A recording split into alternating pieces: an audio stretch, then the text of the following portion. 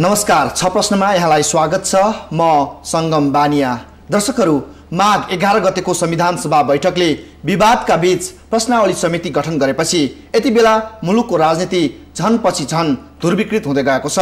एकीकृत नेकपा माओवादी सहितका मधेसवादी दलहरू यति बेला सडक आन्दोलनमा तयारी गरिरहेका छन् र सडक तताउने उनीहरूको तयारी छ। सत्तारूढ दल नेपाली कांग्रेस र नेकपा एमाले लगायत प्रश्नावली बनाएर जनता समक्ष जाने तयारी गरिरहेका छन्। यस बीचमा प्रश्नावली समितिले के काम गर्न सक्यो र के गर्न सकेको छैन। आजको 6 प्रश्नमा हामी प्रश्नावली समितिका एकजना सदस्य रोमी गौचन थकालीसँग कुराकानी गर्नेछौँ। उहाँलाई हामी स्वागत गर्छौँ। स्वागत छ तपाईँलाई। धन्यवाद। प्रश्नावली समितिले आजसम्म के काम गर्यो? तपाईँहरूले के काम गर्न सकाउनु भयो? 5 दिनभित्र त सबै सकिन्छ भन्नुहुन्थ्यो, 5 दिन पनि टर्यो। के गरिरहनु भएको छ? यस्तो हो, अब संविधान सभाबाट सम्माननीय सभामुखज्यूबाट जुन रुलिङ भयो कि हामीलाई 5 दिनको कार्यविधि सहित तोकेर आफैले हाम्रै कार्यविधि हामी आफै तोकेर गर्नुपर्ने एउटा निर्देशन सहितको प्रश्नावली समिति तयार भयो। मलाई लाग्छ आजसम्मको कुरा गर्दा, अहिलेसम्मको कुरा गर्दा हामी लगभग 80% काम चाहिँ तयार गरिसकेका छौँ। पहिलो खण्डमा यहाँले भन्नुभयो जस्तै हामीले कार्यविधि बनाउनु पर्ने भयो। त्यसको लागि हामीले 2 दिन लाग्यो। त्यसपछि गएर हामीले फेरि यसलाई कसरी चाहिँ छिटो छरितो गर्न सकिन्छ भने अर्को उपसमिति चाहिँ हामीले प्रश्नावलीहरूमा विवादित बुदाहरू के हुन् त्यसको निर्गुल गर्नको लागि अर्को एउटा उपसमिति तयार गर्यौँ र उपसमितिबाट लगभग 70-80% को हाराहारीमा प्रश्नावली तयार भएर चाहिँ फुल समितिमा आएको अवस्था छ आजसम्मलाई। 49 सदस्यीय समितिले जुन अब आजै संविधान सभाको बैठक छ, संविधान सभाको बैठकमा प्रश्नावली समितिले के गर्छ? आजको संविधान सभा बैठकमा तपाईँहरूले यस्तो हो, हामीले जे जस्तो अहिले गरेको प्रगतिहरू छौँ त्यो चाहिँ हामीले सभामुखलाई जानकारी गराउँछौँ र त्यसपछि बैठकले कस्तो रूप लिन्छ र यो प्रक्रियागतमा जाँदाखेरि प्रश्नावली मस्यौदा समिति जुन हाम्रो प्रस्ताव समिति छ त्यसले आफ्नो प्रतिवेदन चाहिँ सभामुखलाई मौखिक अथवा लिखित पनि दिन सक्छ। त्यो अवस्था हेरेर चाहिँ अनि संविधान सभाबाट कस्तो निर्देशन आउँछ त्यसअनुसार अगाडि बढ्छ। 5 दिन म्याद चाहिएको छ भन्ने न्युज आएको छ। तपाईँहरूलाई 5 दिन म्याद फेरि चाहिएको? हामीलाई 5 दिन म्याद चाहिएको छ हामीले भने होइनौँ, तर देशको मूल कानुनलाई बनाउँदा र जन विगतमा संवैधानिक तथा राजनीतिक संवाद समितिले जुन कार्यहरू गर्नु पर्थ्यो, जुन अपेक्षा संविधान सभाले राखेका थियो, ती कामहरू चाहिँ अपेक्षाकृत ढङ्गले चाहिँ सम्पन्न नभएको अवस्थामा त्यसलाई केलाएर हेर्दा यो चाहिँ कुनै खेलौना जस्तो थिएन।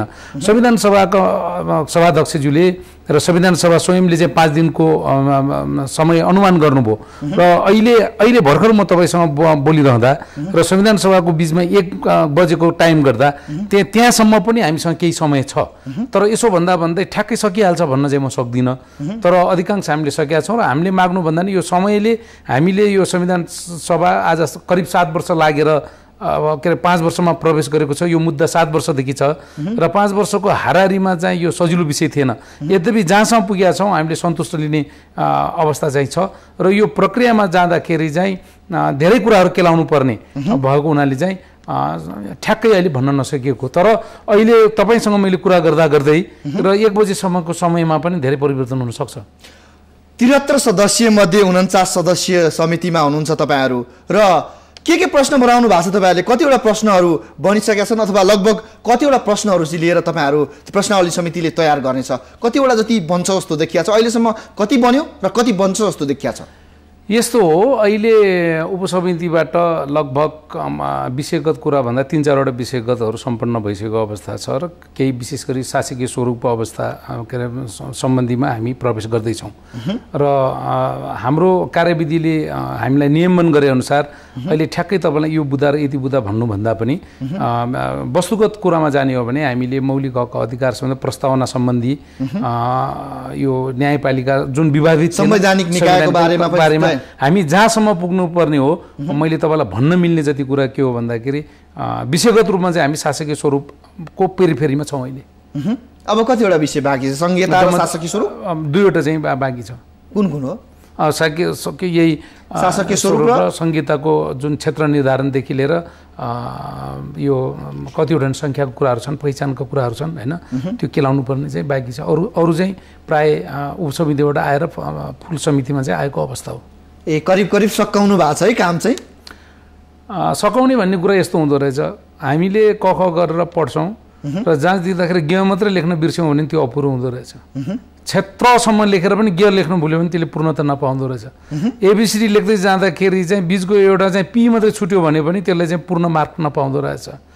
अब 1 देखि 100 सम्म लेख्दै जाँदा 71 भन्ने लेख्न बिर्स्यो भने पनि हामीले पूर्णाङ्क पाउन नसक्दो रहेछ। त्यसैले हामीलाई लाग्दा मैले तपाईँलाई र जनतालाई निवेदन गर्न के खोजेको भने, आम जनतालाई के निवेदन गर्न खोजेको भने हामी पूर्णतातिर उन्मुख छौँ, तर यो ज्यादै संवेदनशील र महत्त्वपूर्ण कार्य भएको र राष्ट्रको पनि अहिले राष्ट्रिय एजेन्डा भएको हुनाले अहिले तपाईँहरूलाई चाहिँ ठ्याक्कै चाहिँ यो 100% के अरे सम्पन्न भयो भन्ने अवस्था चाहिँ छैन। तर अझ 1 बजेसम्म हामीसँग टाइम छ।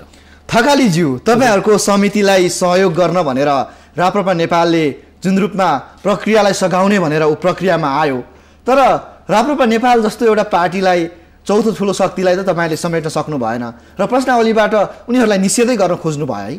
होइन, यस्तो हो, बुझ्नेले कसरी बुझ्नुहुन्छ त्यो उहाँहरूले बुझाएको कुरा हो। अब संविधान सभा नियमावलीले के कुरा चाहिँ पहिला नै चाहिँ नियमन गरेको छ भने मलाई लाग्छ धारा त ठ्याक्कै नमिल्न पनि सक्छ। सम्भवतः धारा 53 हो जस्तो लाग्छ मलाई। धारा 53 को उबोधमा 2तिर हो जस्तो लाग्छ, तर धारा नमिले पनि यसलाई मलाई माफ गर्नु होला। त्यहाँ के लेखिएको छ भन्दाखेरि पहिला छलफल भइसकेका र पहिला निर्णय भइसकेका विषयहरू पुनः छलफलको विषय र संशोधनको विषय हुँदैनन् भनेर चाहिँ स्पष्ट किटान गरेको अवस्थामा संविधान सभा नियमावलीले नियमन गरेको कुरामा चाहिँ यो समिति प्रश्नावली मस्यौदा प्रस्ताव समिति चाहिँ माथि जान सक्ने कुरा भएन। जहाँसम्म चाहिँ आफ्ना कुरा धारणा राख्ने कुरा हो, यो त भर्खरको फुटस्टेप मात्र, पहिलो खिड्कुलो मात्र हो। यो भएपछि धेरै अनगिन्ती यसका बाटाहरू छन् जहाँ चाहिँ आफ्नो कुरा राख्न सक्छन्।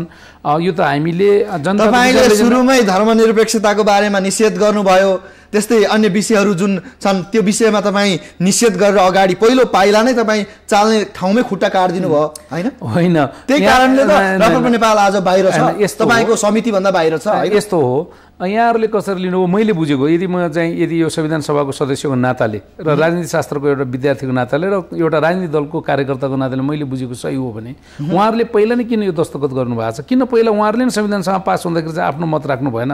कि हामीले त के भने संविधान सभाको नियमावलीले व्यवस्था गरेको विषयभन्दा हामी फरक ढङ्गले जान सक्दैनौँ। किनभने संविधान सभामा स्पष्ट संविधान सभा नियमावलीले स्पष्ट व्याख्या गरेको छ कि पहिला छलफल भएको र निर्णय भइसकेका कुराहरूमा चाहिँ पुनः छलफल र त्यसलाई संशोधन गर्न सकिँदैन भनेर चाहिँ लेखेको अवस्था हामीले राखेका छौँ। तर यस्तो हो, यसो भन्दा भन्दै पनि उहाँहरूले आफ्नो मत चाहिँ भोलि विधेयकलाई टेकेर तपाईँहरूले चाहिँ गणतन्त्र धर्मनिरपेक्षताको विषयलाई चाहिँ अङ्कुश लगाइदिनु भयो। पहिल्यै छलफल भइसकेको विषय हामी यहाँभन्दा माथि जान सक्दैनौँ र हामीले यो काम तपाईँहरूको प्रश्न राख्न सक्दैनौँ भनेपछि राप्रपा नेपाल बाहिर आयो। होइन, यस्तो त्यो उहाँहरूको किन बाहिर समितिको भित्र उहाँहरू मैले बुझ्दा चाहिँ मलाई के लाग्छ भने यसैको कारणले बाहिरको जस्तो मलाई लाग्दैन। किनभने यसैको कारणले बाहिर पर्ने अवस्था पनि छैन। मैले अघि नै निवेदन गरिसकेँ कि यो हामी जुन समिति बनाएका छौँ संविधान सभा नियमावली अन्तर्गत बनेको, चाहे यद्यपि सभाध्यक्षले चाहिँ निर्माण गर्नुभएको र उहाँले घोषणा गर्नुभएको भए तापनि, र मलाई लाग्छ यो यदि उहाँहरू आज बाहिर नै थियो भने संविधान सभा नियमावली त उहाँहरूको उपस्थितिमा भएको हो। त्यो नियमावलीले उहाँहरूले कहीँ चाहिँ त्यो आफ्नो फरक मत राखेको देखिँदैन। यद्यपि यसो हुँदाहुँदै पनि मैले आम जनतामा एउटा क्लियरिटी के गर्न चाहेको भने उहाँहरूको मत राख्ने ठाउँ प्रशस्त छ। यो त एउटा मैले भने एउटा हामी 1 नम्बरमा मात्रै प्रवेश गर्दैछौँ। 100 नम्बरसम्म पुग्नलाई उहाँले आफ्नो विचारहरू विधेयक मार्फत, जनता मार्फत र संशोधन जब विधेयक हुन्छ, विधेयकमा चाहिँ सार्वजनिक सुनाइ हुन्छ, त्यसमा चाहिँ आफ्नो धारणा राख्ने अवस्था छ। त्यस कारण मलाई लाग्छ के भन्दाखेरि यो चाहिँ उहाँहरूको रणनीतिक अन्तर्गत चाहिँ हो जस्तो मलाई लाग्छ। यो कुनै संविधान सभाको बैठक, आजको बैठक करिब बहिष्कार होला जस्तो छ होइन, अथवा अवरुद्ध पार्नेसम्मको चेतावनी आछ। यस्तो हो, यसलाई बहिष्कार गर्नु लोकतान्त्रिक चरित्र हो होइन, त्यो आफैले सोच्ने, आफ्नै सम्बन्ध दल अथवा संविधान सभा सदस्य आफैले सोच्ने कुरा हो।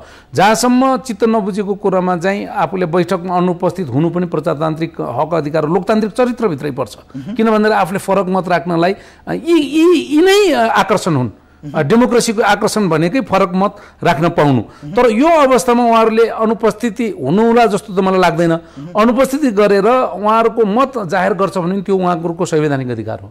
जस्तो कि तपाईँहरू यो प्रक्रियामा जति हुनुहुन्थ्यो 73 सदस्य हुनु पर्थ्यो, हजुर 49 सदस्य भयो। एकीकृत माओवादी मधेसवादी दलहरू छुटे नै, त्यसमध्ये एउटा राप्रपा नेपाल पनि छुट्यो। अब के कांग्रेस एमाले मात्र आफ्नो संविधान जबरजस्त ल्याउन खोजेको प्रक्रियाबाट? यस्तो हो। तपाईँको प्रश्नको उत्तर मैले यसरी दिँदा ठिक होला जस्तो लाग्यो। हामीले जबरजस्ती लिन कोसिस गरे होइनौँ। जबरजस्ती गर्ने थियौँ भने हामी आजभन्दा 2 वर्ष अगाडि अथवा संविधान सभाको गठन लगत्तै गर्थ्यौँ होला। एउटा के हो भन्दा अहिले संविधान सभाको अवधि 4 वर्ष भने तापनि दलकै नेता र दलहरू सम्पूर्णले के भन्यो भन्दाखेरि गत माघ 8 गतेलाई चाहिँ उहाँहरूले सीमा तोक्नुभयो र समय सीमासँग तोक्दाखेरि इमान्दार साथ भन्नुपर्दाखेरि जसरी सघन रूपमा चाहिँ संवैधानिक राजनीतिक तथा संवाद समितिले यो कुराहरूको निराकरण गर्नु पर्थ्यो। मलाई व्यक्तिगत रूपमा चाहिँ त्यो अभाव चाहिँ खट्किएको मलाई पनि महसुस हुन्छ र जनतालाई अनिर्णयको बन्दीबाट माथि उठाउन यो प्रक्रियामा जाँदैमा सहमति टुटेको होइन।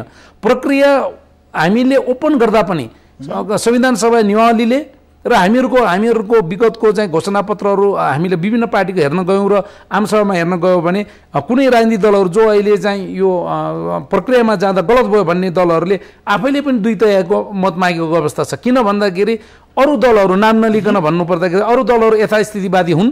त्यसैले चाहिँ तपाईँहरू परिवर्तन गर्न चाहनुहुन्छ, हामीलाई 2/3 मत दिनुहोस्, हामी चाहिँ संविधान बनाउँछौँ र बनाएर देखाउँछौँ भनेर उहाँहरूले माग्नुभएको अवस्था पनि हो। भन्दा उहाँहरूले 2/3 प्राप्त गर्नुभएको भए उहाँहरूले कसरी घोषणा गर्नुहुन्थ्यो, कसरी लेख्नुहुन्थ्यो, त्यो चाहिँ उहाँहरूले सङ्केत गरिसक्नु भएको विषय हो।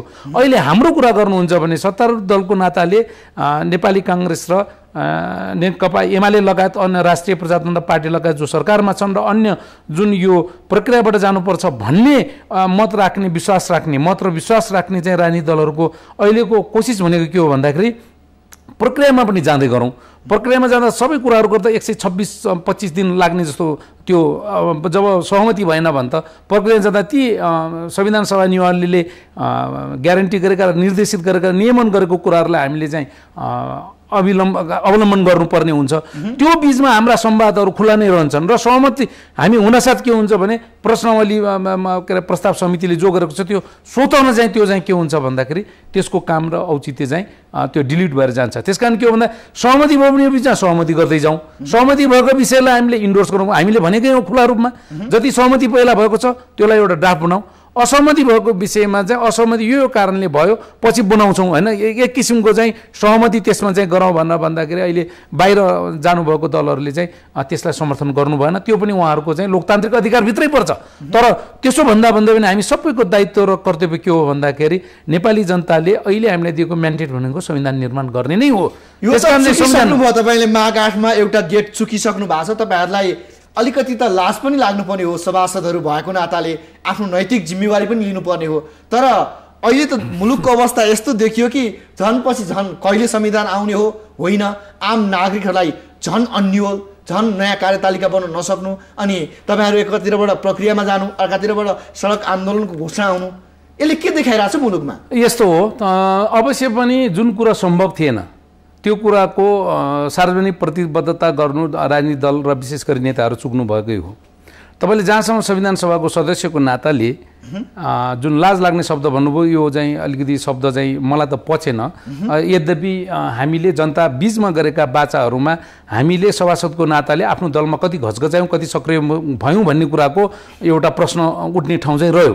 तर यसो भन्दै पनि हामी यस्तो परिस्थितिमा एउटा आमूल परिवर्तनको खोजी गरिरहेको अवस्थामा हामीले वेट एन्ड सीको चाहिँ एउटा रणनीति लिएकै हौँ, पर्खर हेर। ठिक छ, हिजो के अरे चाहिँ विभिन्न आन्दोलन सशस्त्र आन्दोलन विद्रोहहरू पनि पर्यो र एउटा क्याटेगोरीले भन्नुपर्दा मधेस आन्दोलनदेखि लिएर आदिवासी जनजाति होइन पिसिडिएको वर्ग र चाहिँ हिजोको कुरा गर्ने भेदभावपूर्ण रहेका चाहिँ दलित र लैङ्गिक असमानता भनेको महिलाहरूको आन्दोलन सबैको मध्यनजर गरेर हामीले के भनेको भन्दाखेरि सबैलाई मान्य हुने संविधान निर्माण गर्नको लागि हैन। आरोपै के छ भने एकीकृत माओवादीले 10 वर्ष सशस्त्र युद्ध गर्यो, ऊ शान्ति प्रक्रियामा आयो। मधेसवादी दलहरूले आन्दोलन गरे, उनीहरू अर्को ट्र्याकमा छन् अथवा एक मोर्चामा छन्।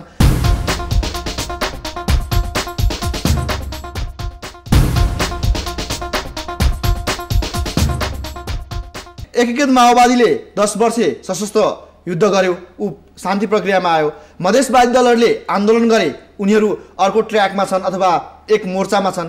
यस्तै आन्दोलन गर्ने ठाउँहरू जति पार्टीहरू छन् अथवा जुन जुन मुद्दाका लागि संविधान बनाइदिनु पर्थ्यो त्यो मुद्दाहरू चाहिँ कङ्ग्रेस एमाले छोड्दै छोड्दै गयो। एकीकृत माओवादी लगायत जुन मधेसवादी दलहरूले जुन मैले मुद्दाहरू उल्लेख गरेँ, यस्ता मुद्दाहरू चाहिँ जुन मुख्य मुद्दाहरू हुन् तिनीहरूलाई छोडेर संविधान सार्थक संविधान बन्ला यो देशमा?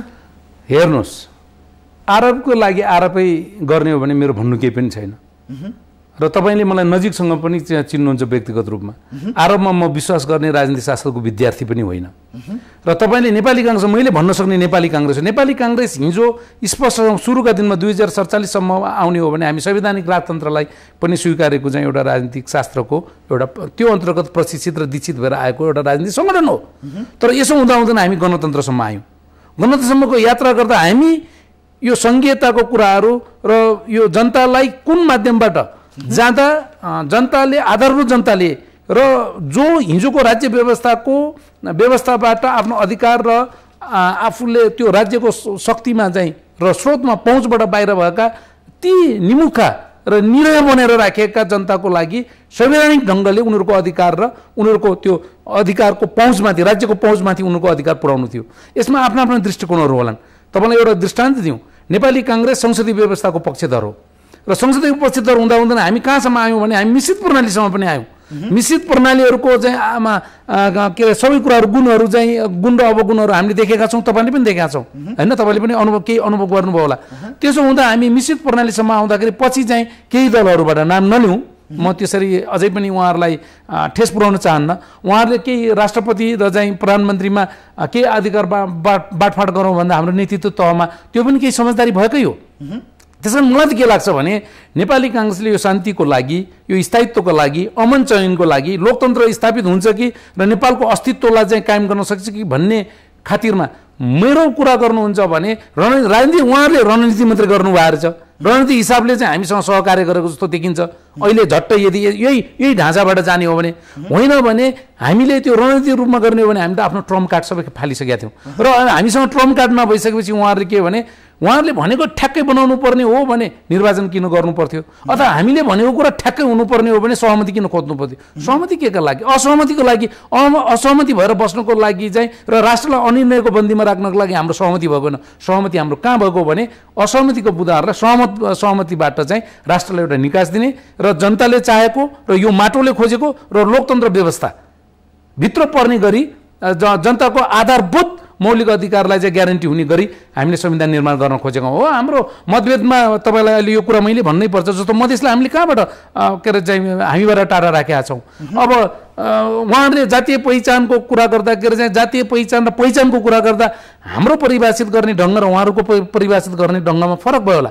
अहिले कुरा गर्नु भने अहिले सत्तारूढ दलको नाताले अब हेर्नुहोस्, खाका नदिँदाखेरि पनि एमाले र काङ्ग्रेसले अहिलेसम्म खाका दिएको खोइ भन्छन्। खाका दिँदाखेरि पनि त्यो नौबुधे हाम्रो जुन समझदारी आयो र 7वटा प्रदेशको मोडेलबाट जसरी दिँदाखेरि पनि ल यिनीहरूले चाहिँ संविधान बनाउन चाहेन, यिनीहरू संहिता विरोधी भन्नु संहिता विरोधी भएको भए 7वटा प्रदेशको एउटा रूपरेखा सहित एउटा ढाँचा सहित नेपाली काङ्ग्रेस र एमाले दिँदैन थियो होला, दिनुपर्छ भन्ने बाध्यता थिएन, त्यसैमा अडेर बन्न सक्थ्यौँ नि। अब मधेसमा हामीले 2टा प्रदेशलाई चाहिँ क्याटेगोरिकली राख्यौँ भने एउटा चितवनलाई चाहिँ एउटा चाहिँ होइन एउटा केन्द्रबाट हुने र झापाको 3 जिल्ला, झापातिरको 3 जिल्ला र उता कञ्चनपुरको 2 जिल्लालाई पनि छुट्टै एउटा चाहिँ राख्यो। ठिक छ, त्यसमा असहमत भयो। असहमत पनि त हामी प्रक्रियाभित्र गएर संविधान बनाउने नियतका साथ छलफल गर्ने कि त्यही बहानामा संविधान सभाबाट बाहिर बसेर संविधान नबनाउने? कुरा गर्दा क्रान्तिकारी कुरा गर्ने र परिणाम चाहिँ यथास्थितिलाई वादीसँग मिल्दोजुल्दो हुने गरेर राजनीतिक निर्णयहरू गर्न मिल्छ मिल्दैन? संयोग भनौँ अथवा राजनीतिक रणनीति भनौँ। विगतमा पनि केही क्रान्तिकारी दलहरूले तिमी के अरे नोकरहरूसँग कुरा गर्दैन मालिकसँग कुरा गर्छौँ भनेर भन्नुभएकै हो। र संयोग अहिले संयोग यस्तो भनौँ जो के अरे राजतन्त्र चाहिन्छ भन्ने पार्टी पनि बाहिरिनु र चाहिँ ती क्रान्तिकारी भनेर मालिक ठान्ने पार्टी अहिले बाहिरिनु संयोग हो कि रणनीति हो त्यो भोलि जनताले छुटाउने छन्। तपाईँलाई के लागिरहेछ, संयोग हो कि रणनीति हो त? तपाईँलाई के लाग्छ बाहिरबाट हेर्दा?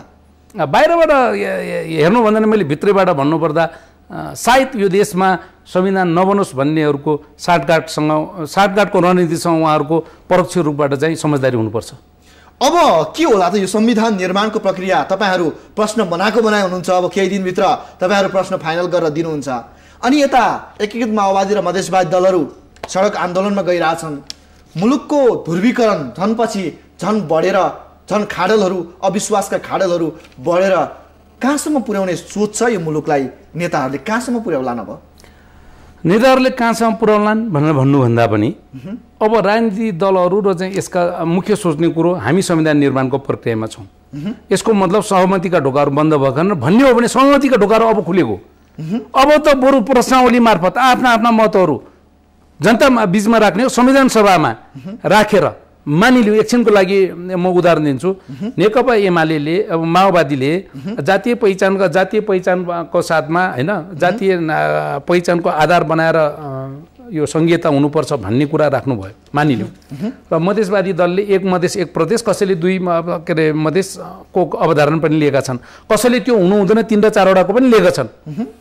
अब यो प्रक्रियामा जाने भन्ने कुरो सबै दलको एउटा सहमतिबाट बनेको संविधान सभाको निर्णय लियो। त्यो अनुसार के हो भन्दा संविधान पनि बनाउँदै नबनाउने, बैठक पनि बैठकको लागि मात्र राखिदिने। अब चाहिँ संवैधानिक संवाद समितिले त्यो कुरोलाई अगाडि लैजाँदै नलैजाइदिने र यसरी गरेर राख्दाखेरि उहाँहरूले संविधान, एउटा उदाहरणको लागि भन्दा हामीले पनि इमानदारी साथ भन्नुपर्छ, 2047 को संविधानलाई नेपाली काङ्ग्रेसले, त्यतिखेरको वामपन्थीहरूले आलोचनात्मक समर्थन गरेको अवस्था हो र नेपाली काङ्ग्रेसले विश्वको सबैभन्दा सर्वोत्कृष्ट संविधान भनेको, आखिर त्यो 10-15 वर्ष पनि टिक्न सकेन भन्दा जनताले नचाहे त्यस्ता संविधानहरू कुनै दल विशेषले उत्कृष्ट भन्दैमा उत्कृष्ट त नहुँदो रहेछ नि। आज हामी प्रक्रियाबाट छिनोफानो गऱ्यौँ र भोलि यही मुद्दा लिएर हामीले यो ढाँचाको चाहिँ संविधान बनाउन खोजेका थियौँ। नेपाली काङ्ग्रेस र एमाले चाहिँ यसमा बाधक बन्यो र चाहिँ यिनीहरूले चाहिँ संविधान यो देशको खातिर चाहिँ प्रक्रियाबाट जाँदा दुई तिहाईको दम्म, उहाँहरूले दम्म भन्नुहुन्छ, हामी प्रक्रियाको कुरा हो, 2 तिहाई उहाँहरूले पनि पुर्याउन सक्नुहुन्छ के त्यो प्रक्रियामा प्रवेश गर्दैमा होइन। नेपाली काङ्ग्रेस र एमाले भने जस्तै 2 टिक्राइ ठ्याक्कै पर्छ भन्न पनि छैन, किनभने त्यहाँ सभासदलाई हुइप लाग्दैन। अब उहाँहरूले सभासदहरूको मन जित्नु पर्यो। यद्यपि उहाँहरूले चाहना राखेको र उहाँहरूको लक्ष्यमा जुन उहाँहरूले विद्रोह गर्नुभयो होइन, उहाँहरूको जुन आन्दोलन थियो होइन, त्यो अनुसारको संविधान बनेन भने पनि जुन किसिमको खाका हामीले तयार गर्छौँ, भोलि अर्को आम निर्वाचनमा जाँदा उहाँले त्यही मुद्दा लिएर गएर जनताको समर्थन प्राप्त गरेर फेरि पनि त संविधान संशोधन गर्न सकिन्छ नि त। यदि जनतामाथि विश्वास गर्ने हो भने यो हिम्मत उहाँहरूले किन राख्नुहुन्न? नेपाली काङ्ग्रेसको एउटा हेर्नुहोस्, नेपाली काङ्ग्रेसको कार्यकर्ताको हैसियतले र एउटा लोकतन्त्रको शासन प्रणाली विश्वास गर्नेको एउटा राजनीतिक शास्त्रको विद्यार्थीको नाताले आज मानिलियौँ नेपाली काङ्ग्रेसले चाहेको जस्तो संविधान बनेन, भोलि प्रक्रियामा गयौँ, सहमतिमा गयौँ र त्यस्तो किसिमको संविधान आयो मानिलियौँ र नेपाली काङ्ग्रेसको राजनीतिक शास्त्र अनुसार र त्यसको सिद्धान्त, मूल्य र मान्यता रहनु भएन भने हामी जनताका जान्छौँ, संविधान बनाउन हामी अवरोध गर्दैनौँ। हामी भन्छौँ हामीले बनाउन खोजेको संविधान यस्तो थियो तर अहिले संविधान यसरी बनेको छ। यदि लोकतान्त्रिक संविधान हामीहरूले परिभाषित गरेको लोकतान्त्रिक संविधान हामीलाई 2 तिहाईको मत जाऊ भनेर हामी जान्छौँ, तर हामी संविधान रोक्दैनौँ। अब जुन प्रक्रियाबाट एकातिरबाट प्रक्रियालाई मात्रै जोड दिने, अर्कोतिरबाट सहमतिलाई मात्रै जोड दिने, यो जुन 2 ध्रुवको राजनीति अब कहीँ मिल्ने जस्तो देखिनु भएको छ? नमिलेर सुख कहाँ छ? तपाईँले कुनै उपाय देख्नुहुन्छ? चाहे प्रक्रियामै जानुहोस्, त्यसमा पनि सहमति नै चाहिन्छ। सहमति कहाँ गर्छ? सहमतिलाई कसले बाइन्डिङ गर्छ? सुन्नुहोस्, कसरी बाइन्डिङ गर्छ? नियमावली गर्छ। के त्यो संविधान सभाको नियमावली भन्दा हामी ठुलो छौँ? यदि संविधान सभाको नियमावली भन्दा हामी ठुलो छौँ भने जे गर्दा पनि हुन्छ। अब आन्दोलन गर्ने, आन्दोलनका विभिन्न रूपरेखाहरू होलान् होइन, सबैले जनताको अधिकारको लागि भन्छन्, त्यो चाहे चाहिँ शान्तिपूर्ण होस्, हामी त अहिंसावादी हौँ। अब उहाँहरूले आन्दोलन गर्ने अधिकार उहाँहरूको एउटा नागरिकको हैसियतको संवैधानिक अधिकार हो। तर मैले भन्न खोजेको कुरा के हो भन्नुहुन्छ भन्दाखेरि मैले बलियो सम्भावना के देख्छु, सहमति धेरै चाँडै हुँदैछ, हुनैपर्छ। कसरी हुन्छ? हामी प्रक्रियामा गएपछि हाम्रो दिनमा प्रक्रियामा जब हामी जान्छौँ हाम्रो संवादहरू पनि हुन्छन्, तर जुन संवादहरू जबसम्म प्रक्रिया अगाडि बढ्छ तबसम्म संवाद नहुने, जबसम्म प्रक्रिया अगाडि बढ्छ तबसम्म संवाद नहुने एकतिर छ। अनि तपाईँ भन्नुहुन्छ सहमति हुन्छ, कसरी? अब भनौँ सहमति नहुने र यो संवाद नहुनेको दोषी को?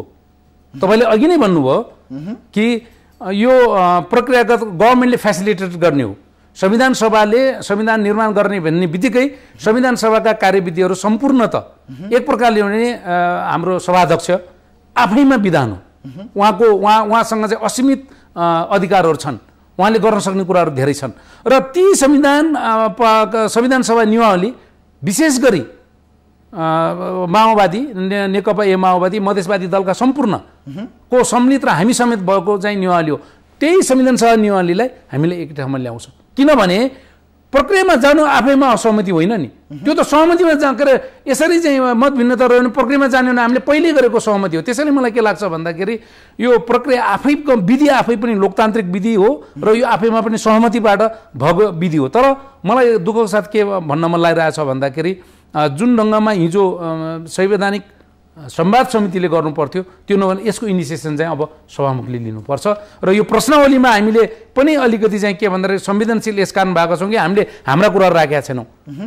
यो कुरामा यो आएको छ, यो पार्टीबाट यो कुरा आएको छ, यो दलबाट यो कुरा आएको छ, यी कुराहरू चाहिँ असहमतिको बुदामा आएका छन्। हामीले त के हो भन्दा सबैका आएका कुराहरू सहमति भएका टुङ्गिसके, असहमति भएका बुदागत रूपमा कुरा गरेर संविधान सभामा पेश गर्ने हो। भन्दाखेरि के भन्दाखेरि यो अहिले जुन तरिकाले चाहिँ यो दुईटा एउटा प्रक्रियामा गएको छ, एउटा के अरे आन्दोलनमा गएको छ भन्दा आन्दोलनमा किन जानुभयो म आफै छक्कै पर्छु। किन भन्दाखेरि संविधान सभा उहाँहरूले भने यद्यपि संविधान सभाको माग 2007 सालको क्रान्तिदेखि नै नेपाली काङ्ग्रेसबाट उठिआएको कुरा हो, तर अहिले संविधान सभाको चाहिँ अपनत्व पितामह अब एउटा भन्ने पुरुष के अरे को प्रधान अहिलेसम्म पनि पुरुष प्रधान भएको भने उहाँहरूले संविधान सभाको महिषा र चाहिँ संविधान सभाको माग गर्ने र त्यसैको लागि विद्रोह भएको थियो भन्ने पार्टीहरूले त संविधान सभाबाट बाहेक अरू ठाउँबाट चाहिँ संविधान आउने परिकल्पना गर्नु हुँदैन। त्यस कारण चाहिँ उहाँहरू जुन बाटोमा जानुभएको छ एक दिन उहाँहरूले आफूलाई नै सोच्नुहुनेछ, किन भन्दा संविधान सभाको लागि चाहिँ संविधान सभाबाट संविधान निर्माण गर्ने हामी सबैको चाहिँ एउटा मिलनबिन्दु हो। हामीहरूको चाहिँ अन्तरिम संविधानको भावना र त्यसले प्रयोग गरेको प्रस्तावनादेखि लिएर त्यसले निर्धारण गरेको दिशानिर्देश गरेको पनि त्यही नै हो। त्यसैले मलाई लाग्दैन कि यो आन्दोलन गर्न जानु, जनताको माझमा जानु उहाँहरूको नैसर्गिक अधिकार हो, उहाँहरूको राजनीतिक धर्म पनि हो, कर्तव्य पनि हो। तर त्यो कति सान्दर्भिक छ छैन भन्ने कुरा उहाँहरूले बुझ्ने कुरा हो। आजको दिनमा मलाई लाग्छ संविधान बनाउने ठाउँ छोडेर चाहिँ जनताको माझमा आयो भन्दा कुनै पनि जनताले अब चाहिँ माफ गर्लान् जस्तो, चाहे हामी हौँ हामीलाई पनि माफ गर्दैन। भोलि एउटा प्रक्रियामा गएर मैले भने जस्तो भएन म त तपाईँको बिचमा आएँ भनेर भन्दाखेरि उनीहरूले त पहिल्यै हामीलाई मतदार चाहिँ तपाईँ संविधान सभामा जानुहोस्, जनताले चाहे अनुसारको चाहिँ संविधान बनाउनुहोस् भनेर जनताको बिचबाट त हामी आइसकेका छौँ। अब फेरि के को लागि जाने? अब जाने भनेको जनताको बिचमा हामीले संविधान लिएर जाने, प्रस्ताव लिएर जाने हो। अब अन्तिममा भनिदिनुहोस्, अब तपाईँले त सहमतिको सम्भावना छ भन्नुभएको छ प्रक्रिया, अब यो बिचको अन्यलको राजनीतिको बिचमा सबभन्दा बढी त सत्ताले गर्दाखेरि अथवा भोलि संविधान सभाले संविधान बनाइसकेपछि को राष्ट्रपति हुने, को प्रधानमन्त्री हुने, शक्ति सन्तुलन के हुने, कसको सरकार हुने, बढी चाहिँ नेताहरूको दिमागमा यही चढा छ हो हुरी। यही कारणले चाहिँ सहमति सबभन्दा बढी रोकिया छ भन्छन् नि। अरूको दिमागमा परेको हुरीको विश्लेषण र व्याख्या मैले कसरी गर्न सक्छु? जहाँसम्म नेपाली काङ्ग्रेसको कुरा र अलिकति सम्माननीय प्रधानमन्त्रीसँगको भेटघाटलाई र उहाँको भावना र उहाँको भनाइहरूलाई चाहिँ गहिरो ढङ्गले अध्ययन गर्दा उहाँ त यतिसम्म लचिलो हुनुहुन्छ कि यदि चाहिँ संविधानको प्रस्ताव तयार भएर जनताको बिचमा गयो र यो फोरकास्ट हुने दिन मात्रै आयो भने पनि म एक दिन पनि बस्दिनँ भनेर भन्नुभएको छ। त्यस कारण चाहिँ मैले नेपाली काङ्ग्रेसको सभापतिको आशय, नेपाली काङ्ग्रेस सिङ्गो पार्टीको चाहिँ आशय र चाहिँ प्रधानमन्त्रीको आशय मैले बुझ्ने हो भने त्यो पार्टीको र त्यो दलको एउटा चाहिँ राजनीतिक विद्यार्थीको नाताले र कार्यकर्ता नाताले भन्यो भने हामी कहीँ कतै दुविधामा छैनौँ र नेपाली काङ्ग्रेसले सत्ताको लागि चाहिँ 2007 सालदेखि सत्ताको लागि सत्ता प्राप्ति लोकतान्त्रिक पद्धतिको लागि चाहिँ सङ्घर्ष भएकै हो। लोकतान्त्रिक पद्धतिमा चाहिँ सत्तामा जान खोज्नु अपराध पनि होइन र त्यो राजनीतिक आकर्षण सम्बन्ध हो। तर हामी लोकतान्त्रिक विधि, लोकतान्त्रिक मूल्य र मान्यताको विपरीत धारमा गएर हामी सत्ताको लालच हो होइन भन्ने कुरो हामीले विगतका दिनमा पनि हामीले प्रस्ताइसकेका छौँ। त्यसैले अरूले किन गरे, के कारणले गरे भन्ने कुरो अरू दलको नेता र त्यो सोच कसैले राखेको छैन उहाँले नै भन्न सक्ने कुरा, मैले भन्न कसरी सक्छु। हस्, आइदिनु भयो। तपाईँको विचार र समयका लागि धन्यवाद। धन्यवाद। दर्शकहरू, यसरी राजनीतिक समितिबाट जुन प्रश्नावली बन्नु पर्थ्यो त्यो बन्न सकेन र यति बेला प्रश्नावली समितिले आफ्ना प्रश्नहरू तयार पारिरहेको छ र अन्तिम चरणतर्फ यो प्रश्नावली समितिले काम गरिरहेको छ, तर पनि राजनीतिमा सहमति जुट्न सकेको छैन।